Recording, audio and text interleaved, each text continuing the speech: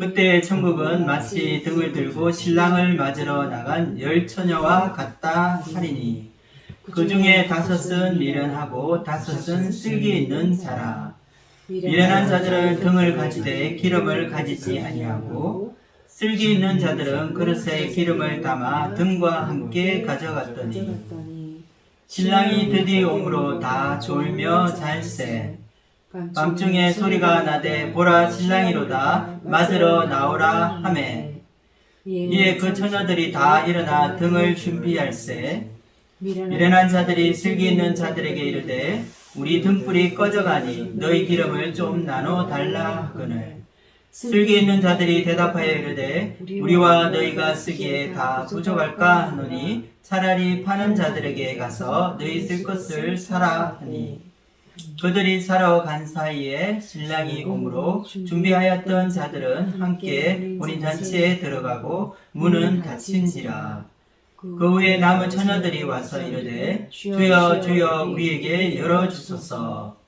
대답하여 이르되 진실로 너희에게 이르노니 내가 너희를 알지 못하노라 하였느니라. 그런즉 깨어있으라. 너희는 그날과 그때를 알지 못하느니라. 우리는 지난주 말씀에서 예수님의 깨어있으라는 이 경고의 말씀을 들었습니다. 우리에게 들려오는 이 전쟁과 난리의 이 소식들이 우리를 두렵게 만들 수 있습니다. 하지만 세상에 종말이 온다고 하더라도 우리는 이 무서워하거나 두려워할 필요가 없습니다.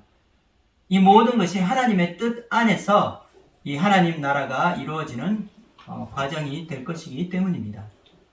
인류 역사는 하나님의 이 손 안에서 창조되었고 이제 하나님의 계획 안에서 마지막 끝을 맺게 될 것입니다. 여러분 믿으십니까?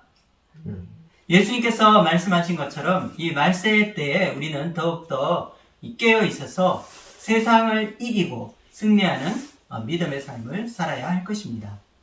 오늘 말씀은 예수님께서 주신 이 천국 비유에 대한 말씀입니다. 등을 들고 신랑을 맞이하러 나간 이 열 처녀의 이야기라고 할 수 있습니다. 말씀을 들으면서 우리 마음에 떠오르는 질문들이 있을 것입니다. 이 질문들을 중심으로 우리는 오늘 말씀을 함께 살펴보도록 하겠습니다. 비유에서 이 첫 번째로 이 궁금한 것은 왜 한밤중에 이 열 처녀들이 신랑을 기다리고 있느냐 하는 것입니다. 이것은 이 유대인들의 결혼 풍습을 알고 있어야 하는 것입니다. 오늘 말씀은 그 배경이 되는 유대 전통, 이 결혼에 대한 이해가 필요합니다. 오늘날과 같이 이 신랑과 신부는 이 결혼을 위해 하객들과 친지, 가족들을 모셔놓고 함께 이 결혼식을 올림으로 해서 끝나버리는 그런 간단한 그런 결혼식이 아니었습니다.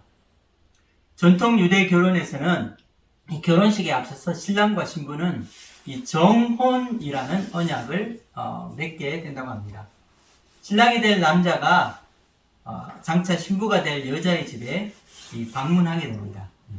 그리고 이 프로포즈를 오늘날로 말하자면 이 프로포즈를 하게 됩니다.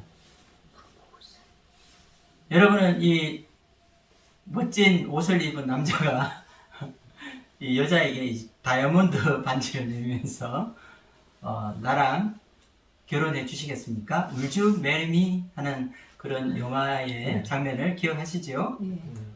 그런데 이 유대인들은 조금 다르게 프로포즈를 한다고 합니다. 이들은 향기로운 이 포도주의 잔을 예비 신부에게 내밀게 됩니다. 신부는 그 잔을 마실 수도 있고 또 거절할 수도 있습니다. 만약 그 예비 신부가 그 잔을 마시게 된다면 바로 결혼을 승낙한다는 뜻입니다. 그리고 신랑은 이 자신이 준비한 이 결혼 지참금, 이 두둑한 이 결혼 지참금을 장인이 될 사람에게 지급하게 됩니다. 이렇게 함으로 이 유대인이 생각하는 이 정혼이라는 것이 성립하게 됩니다. 결혼식을 하기 전이지만 이 정혼이 이루어지게 되면 법적으로 부부가 되는 것입니다. 그래서 이것이 오늘날 우리 결혼제도와 매우 다른 점임을 우리가 알 수 있습니다. 그런데 이처럼 이 법적인 부부가 되고 정혼이 성립되었다고 해서 그때부터 바로 신혼방을 차리는 것이 아니었습니다. 신부는 신랑을 기다려야 했습니다. 적어도 1년 정도라고 말을 하고 있는데 이 정해진 기한이 있는 것이 아니었습니다. 그래서 어떤 경우에는 2년이 넘게 기다리는 경우도 있다고 합니다. 신랑이 자신을 데려오는 날을 손꼽아 기다리고 소망하며 이 신부 수업을 해야 했습니다. 1년이 넘는 이 기간은 이 신랑의 입장에서는 신부를 위해서 이 신부가 그하고 함께 거할 수 있는 이 초소를 마련하고 준비하는 시간이었고, 또 신부 입장에서는 자신의 정절을 지키며 신랑을 위한 준비의 기간을 가지게 되는 것입니다. 그리고 마침내 기다리고 소망하고 고대하던 이 신랑이 신부를 데려오기 위해 신부 집을 찾아오는 것이 오늘 예수님이 하신 이 비유의 배경이 되는 내용이라 할 수 있습니다. 신부를 데려온 이 신랑은 야외에서 이 후파라고 하는 이 천막 아래에서 결혼식을 거행한다고 합니다. 이것을 위해 신부 들러리가 필요했습니다. 결혼식 할 때 이 정방형으로 된 이 천막인 이 후파 주위를 신랑과 이 신부의 이 들러리들이 둘러싸게 됩니다. 오늘 나오는 비유에서 열처녀는 신부의 친구일 수도 있고 또 신부의 친지 중에 젊은 여성일 수도 있습니다. 그래서 이들은 신랑을 기다리고 있습니다. 그런데 예기치 못한 일이 일어나게 된 것입니다. 신랑의 도착이 점점 지연되고 있습니다. 이미 해는 져서 어두워져 가고 있는데 신랑은 아직 도착하지 않았습니다. 그래서 열처녀는 등불을 켜고 기다리게 됩니다. 여기에 나오는 이 등불이라는 것은 헬라 원어를 보면 실내용 등잔이 아니라 야외용 램프라고 할 수 있습니다. 실내용 등잔으로 쓰여진 루크노스라는 이 헬라어 이 단어는 이 마태복음 5장 15절과 6장 22절에 사용되고 있습니다. 이와 같이 열처녀들은 램프를 들고 신랑을 기다리게 된 것입니다. 첫 번째 질문에서 왜 열처녀들이 이 밤에 신랑을 기다리게 되었는지에 대한 우리들의 궁금증은 해결되었습니다. 그런데 여기에 두 번째 질문이 있습니다. 왜 열처녀 모두 신랑을 기다리고 있었는데 5처녀만 잔치에 들어가게 허락되었느냐 하는 것입니다. 그리고 나머지 5처녀가 거절된 이유가 석연치 않다는 것입니다. 둘 다 밤늦게까지 기다렸습니다. 그런데 한쪽은 허락되었지만 이 다른 한쪽은 거부된 것입니다. 오늘 말씀을 보면 그 이유에 대한 힌트로 기름이 나오는 것을 볼 수 있습니다. 잔치에 허락된 이 5처녀와 거부된 5처녀의 유일한 차이는 이들이 기름을 들고 왔느냐 그렇지 않느냐 하는 것이었습니다. 열처녀 모두 이 등불을 들고 있었지만 5처녀는 기름을 준비하지 않았다고 나옵니다. 신랑이 온다는 이 외치는 소리가 들렸고 5처녀들은 급히 이 등불을 켜고 그리고 신랑을 맞이하려고 했지만 이 등불이 그만 꺼져 버린 것입니다. 그래서 이 처녀에게 다른 5처녀에게 빌려달라고 부탁을 하게 됩니다. 하지만 그들은 관대하지 않았습니다. 오히려 함께 나누어 쓰다가 모자랄지 모른다며 냉정하게 거절하였던 것입니다. 그래서 이들이 급히 이 기름 파는 곳을 찾아서 기름을 사기 위해서 떠나야 했습니다.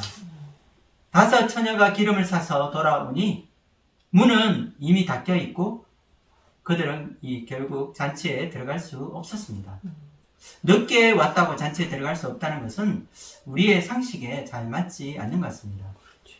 그러나 먼저 이것이 예수님께서 우리에게 주신 이 천국 비유라는 사실을 기억해야 할 것입니다.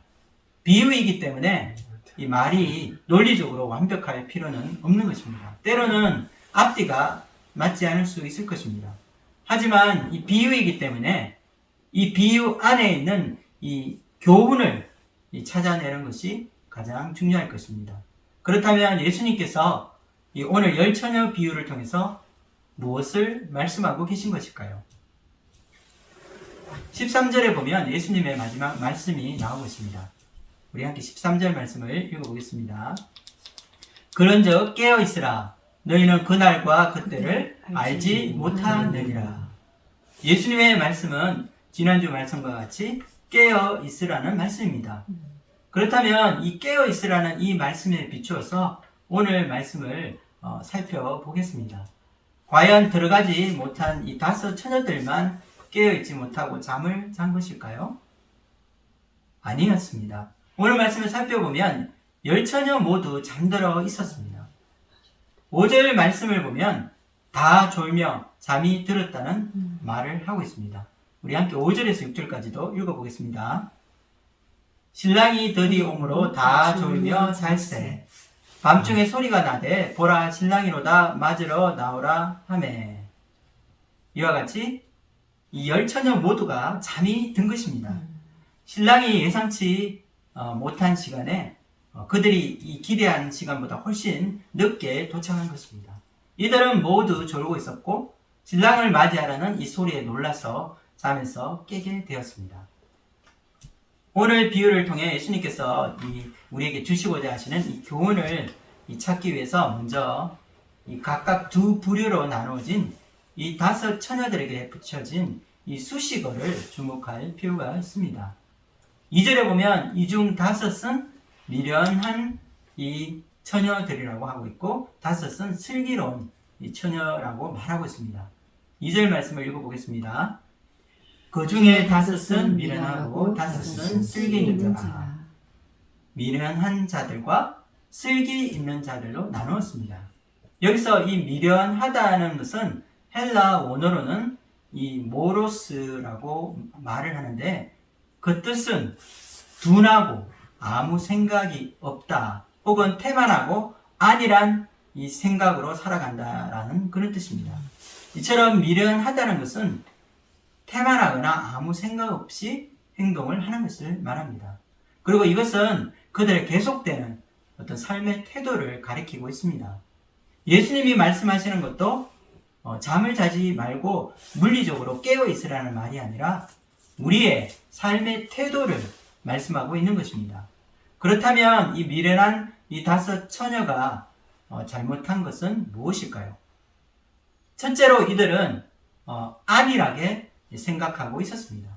밤이 이미 늦었으니 신랑이 오지 않을 거라고 확신한 것입니다. 이들이 이런 확신을 가졌다는 것을 어떻게 알 수 있을까요? 이들은 슬기로운 5 처녀들과 함께 기다리고 있었습니다. 그런데 이들이 슬기로운 5 처녀와 다른 점은 기름을 준비하지 않았다는 데 있습니다. 3절과 4절을 읽어보겠습니다. 미련한 자들은 등을 가지되 기름을 가지지 아니하고 슬기 있는 자들은 그릇에 기름을 담아 등과 함께 가져갔더니. 여기서 이 등불은 앞에서 설명한 것 같이 당시 야외용으로 사용되는 램프로 이 등을 이 긴 막대기에 매달아서 신부를 맞으러 오는 이 신랑의 행로를 밝혀 주었다고 합니다. 그런데 이 램프는 이 등불에 기름을 담는 이 용기가 작기 때문에 보통 이 여분의 기름통을 가지고 다니는 경우가 있었다고 합니다. 그러므로 이 여분의 기름이 준비되지 않은 이 등불은 요즘으로 말하자면 여분의 배터리가 준비되지 않은 후레쉬라이트라고 할 수 있습니다. 당장은 쓸 수 있겠지만 이 지속해서 쓰기 위해서는 반드시 엑스트라로 준비해야 하는 것입니다. 이것은 이 비유로 말하자면 전쟁에 나가는 군인이 총을 가지고 나갔지만 예비용 탄환을 가져가지 않은 것과 같습니다. 이들의 총에는 이미 탄창 안에 이 탄환들이 들어 있을 것입니다. 만약 이 병사가 전쟁에 나가는데 단지 자기 총만 달랑 가지고 이 예비 탄환을 가져가지 않았다고 한다면 이들의 행동은 무엇을 말하고 있을까요? 적이 몇 명 되지 않는다는 이 확신이 있을 것입니다. 만약 이 적이 이 적들이 생각보다 많다면 이들은 전쟁터에서 자신의 목숨을 잃게 될 것입니다. 그래서 예비 탄환이 필요할 것입니다. 언제 끝날지 모르는 이 전투를 견뎌내기 위해서는 이들에게 여분의 총알이 필요한 것입니다.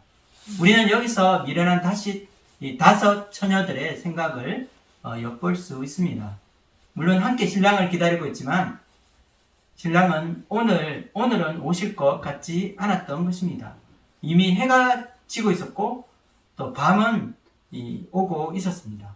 그리고 신랑이 올 기미가 보이지 않았습니다. 그래서 그들은 기름을 따로 챙기지 않았습니다. 반면에 슬기로운 처녀들은 기름도 함께 준비하고 있었던 것입니다. 여러분, 이 2 처녀들 사이에 무엇이 다를까요? 바로 이 마음의 자세일 것입니다. 예수님이 말씀하시는 것도 우리 마음의 이 자세와 태도를 가리키고 있다는 것을 알 수 있습니다. 항상 예비하고 준비하고 있으라는 말씀입니다. 긴장의 끈을 놓지 않아야 하는 것입니다. 이렇게 항상 준비하고 있기 위해서는 우리의 삶의 목적이 이것을 지향하고 있어야 할 것입니다. 슬기로운 처녀들은 신랑을 맞이하고자 하는 이 한 가지 목적에 충실하였던 것입니다. 이처럼 우리의 삶이 예수님이 다시 오실 이 재림의 때를 기다리고 또 이것을 사모하고 있어야 한다는 것입니다. 다시 오실 주님만 우리가 바라보고 사는 자처럼 신랑 되신 예수님께 우리 삶의 모든 초점을 맞추고 살아야 한다는 말을 할 수 있을 것입니다.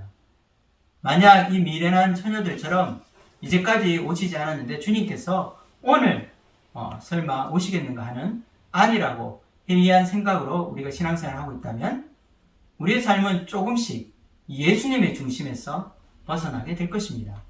우리의 삶에서 이런 이 방향성은 아주 중요한 것이라 말할 수 있습니다. 주님 안에 두어야 할 분명한 우리 삶의 목표를 우리가 상실하고 신앙생활을 하게 된다면 이 세상의 것들이 조금씩 우리 눈에 들어오기 시작할 것입니다. 세상의 좋은 것들도 구경하며 즐기면서 우리는 가게 될 것입니다. 예수님께서는 신랑을 기다리는 이 슬기로운 처녀들처럼 예수님을 기다리는 이 목적, 이 한 가지에만 전념하기를 원하십니다. 그러면 그렇다고 해서 이 오늘 말씀이 우리가 세상 것을 다 내팽겨치고 버리고 살아야 한다는 말은 아닐 것입니다. 직장도 그만두고 가정일도 내버리고 또 이 재림을 기다려야 한다는 말이 아닐 것입니다. 다른 사람들처럼 세상에 충실하게 살아가야 할 필요가 있습니다. 그러나 우리가 세상에 살아가는 우리의 이유와 목적은 세상 사람들과 달라야 한다는 것입니다. 오늘 살아가는 우리 삶의 목적, 그 방향은 바로 예수님이 되어야 할 것입니다.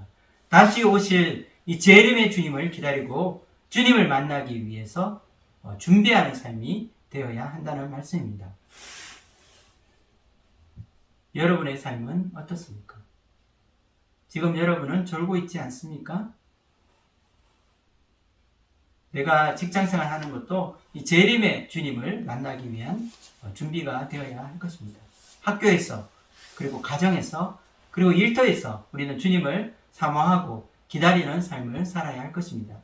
매주 교회에 모여 예배드리고 신앙생활 하는 것도 신랑 되신 예수님을 기억하고 준비하는 일일 것입니다. 이 한 가지, 이 목적을 우리가 놓치지 않고 분명한 소명의식을 가지고 살아가야 할 것입니다. 예수님이 원하시는 것이 바로 이것입니다.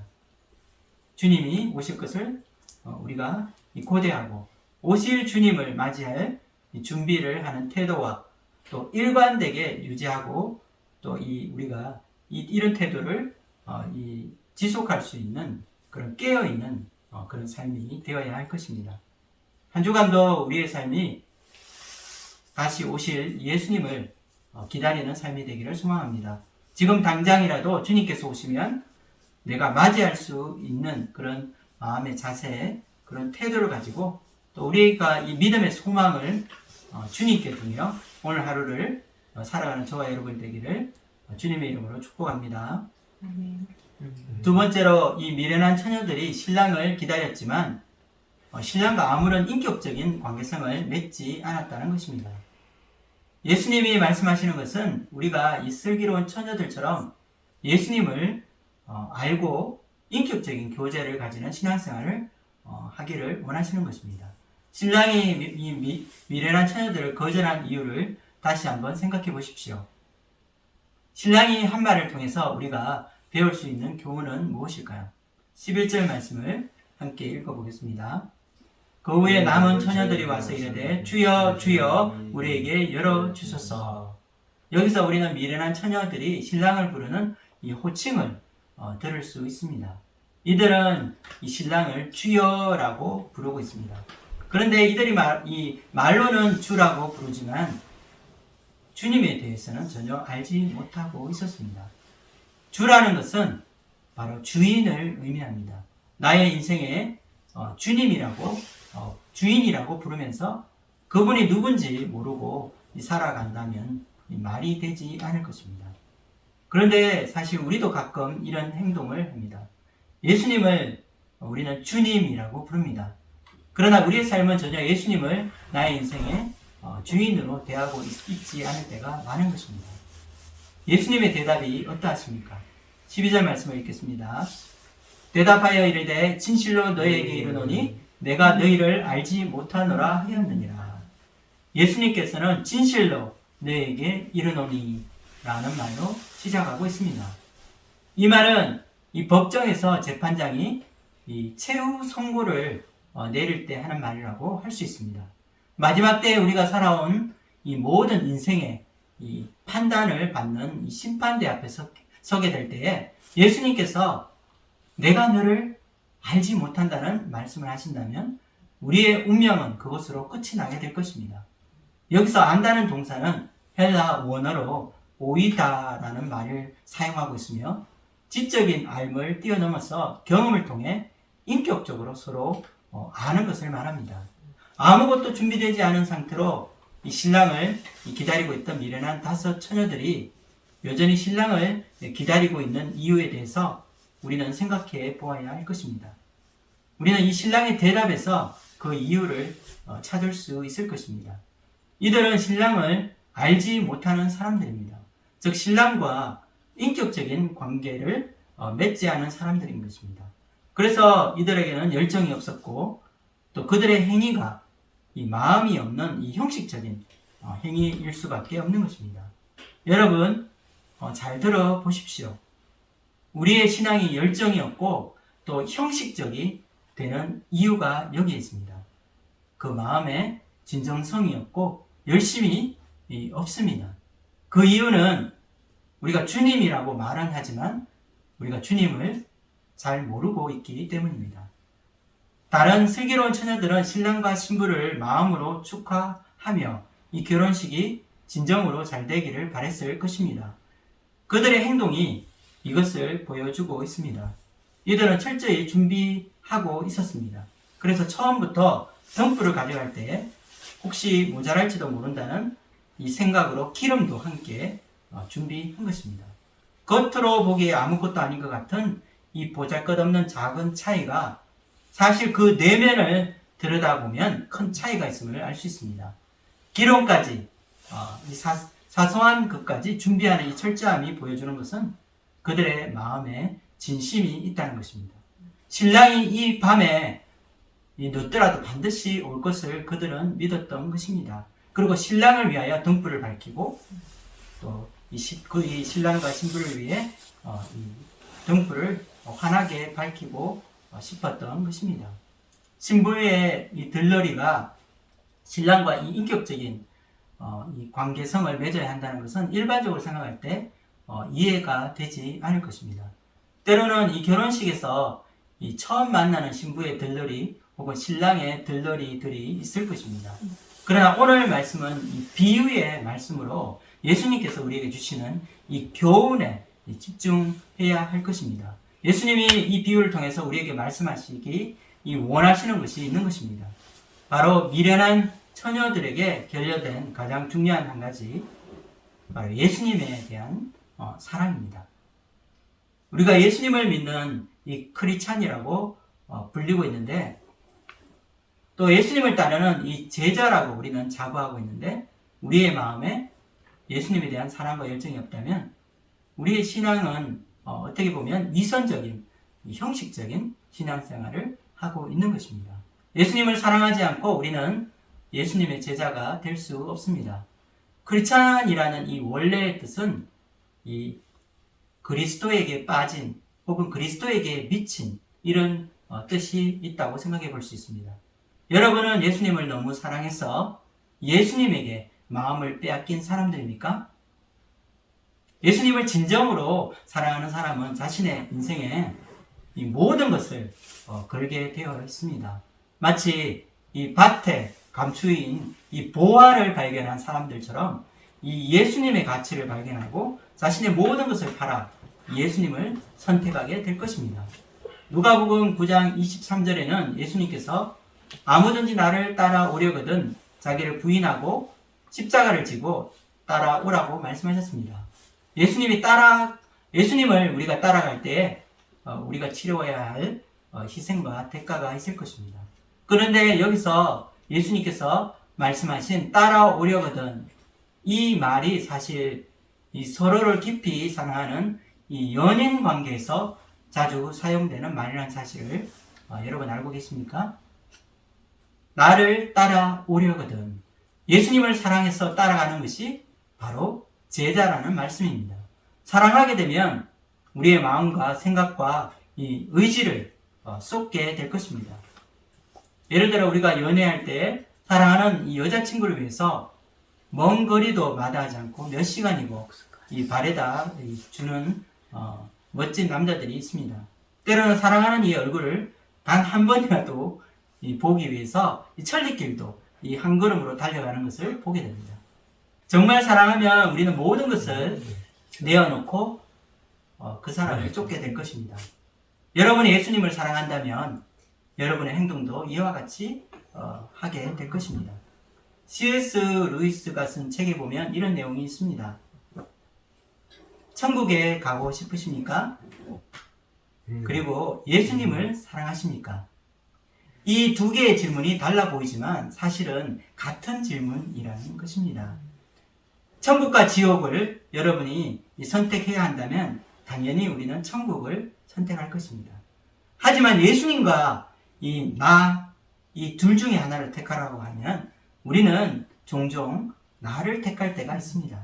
그러나 C.S. 루이스는 만약에 우리가 나를 선택하면 천국에 갈 수 없다고 말하고 있습니다. 천국에 가기 원한다는 말과 예수님을 사랑한다는 말은 다른 말이 아니라 같은 말이라는 뜻입니다. 우리는 예수님을 사랑하지 않고 천국에 갈 수 없습니다. 어떤 사람은 이 지옥이 너무너무 무섭고 두려우니까 지옥은 갈 수 없고 이 천국에 가고 싶은데 하나님과는 별로 관계성을 맺기 싫어하는 사람들이 있습니다. 이 두 개를 분리하기가 불가능한데도 세상은 이 두 가지 질문에 분리가 가능한 것처럼 우리를 속일 때가 있다는 것입니다. 여러분은 예수님과 이 인격적인 사귐을 가지고 예수님을 사랑하고 있습니까? 예수님에 대한 사랑이 있었지만 지금은 희미해져 가고 있고, 또 전에 뜨거웠던 사랑이 식어 지금은 냉랭해지고 있습니까? 요한계시록 2장에 보면 예수님께서 이 에베소 교회를 향해서 책망하실 때 너희 교회는 처음 사랑을 버렸다고 말씀하십니다. 우리에게도 예수님을 만나서 너무나 기뻐했고, 또 세상이 너무나 다르게 보였고, 또 그 마음에 소망이 충만했던 그런 시간들이 있었습니다. 그때는 예수님을 향한 열정과 사랑이 뜨거웠던 처음 사랑이 있던 시간입니다. 그런데 지금은 이 사랑이 식어서 차가워져 있지 않습니까? 오늘 말씀에서 예수님께서는 나는 너를 알지 못하노라 하시면서 이 미련한 5 처녀를 쫓아내셨습니다. 성경 공부 지식으로는 예수님을 안다고 할 수 없을 것입니다. 인격적인 사귐으로 주님을 더 깊이 알아가는 그런 삶이 없을 때에 우리는 천국 문 앞에서 거절당하게 될 것입니다. 우리 안에 예수님을 향한 뜨거운 사랑과 열정이 다시 회복되기를 기도합니다. 우리가 예수님을 더욱더 깊이 알아가며 그분 안에 거하고 그분을 사랑하는 이런 신앙생활을 모두 할 수 있기를 소망합니다. 지식적으로 예수님을 아는 것이 아니라 우리의 삶을 통해서 그리고 경험을 통해 그분을 만나고 그분을 닮아가며 그분 안에 거하는 저와 여러분이 되기를 주님의 이름으로 축복합니다. 오늘 말씀을 정리하겠습니다. 오늘 말씀은 이 천국 비유의 말씀입니다. 그리고 열 처녀가 신랑을 기다리는 이야기로 나오고 있습니다. 말씀을 볼 때 슬기로운 처녀들은 끝까지 인내하며 오실 신랑을 붙들었습니다. 그러나 미련한 처녀는 신랑이 더디 올 것으로 생각하고 안일한 자세를 가지게 되었습니다. 오늘 말씀을 통해 우리는 이 크리스찬의 삶이 늘 준비하고 기다리는 삶임을 배우게 되었습니다. 주님의 때가 언제인지 모르기 때문에 우리는 항상 예비되어 있어야 한다는 말입니다.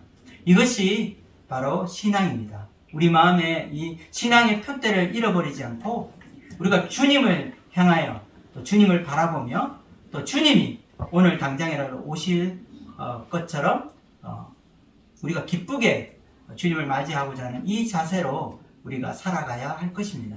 또한 우리는 예수님과 인격적인 그런 아름다운 사귐을 나누고 그분을 우리 삶 가운데 더욱더 깊이 알아가야 할 것입니다. 우리의 사랑이 식어지면 우리의 관심도 또 우리의 열정도 식어지게 될 것입니다. 예수님과 인격적인 교제를 통해 우리가 가졌던 이 처음 사랑을 회복하고 주님 안에 깊이 거해야 할 것입니다. 한 주간도 우리 안에 차갑게 식어버린 하나님께 대한 예수님께 대한 열정을 되찾고 이 주님에 대한 처음 사랑을 회복할 수 있기를 기도합니다. 다시 오실 주님을 맞이하기 위해 우리가 준비되고 또 기다리며 그분 안에서 인격적인 교제와 이 사귐으로 예수님을 깊이 사랑하는 저와 여러분이 되기를 주님의 이름으로 축원드립니다. 기도하고 마치겠습니다.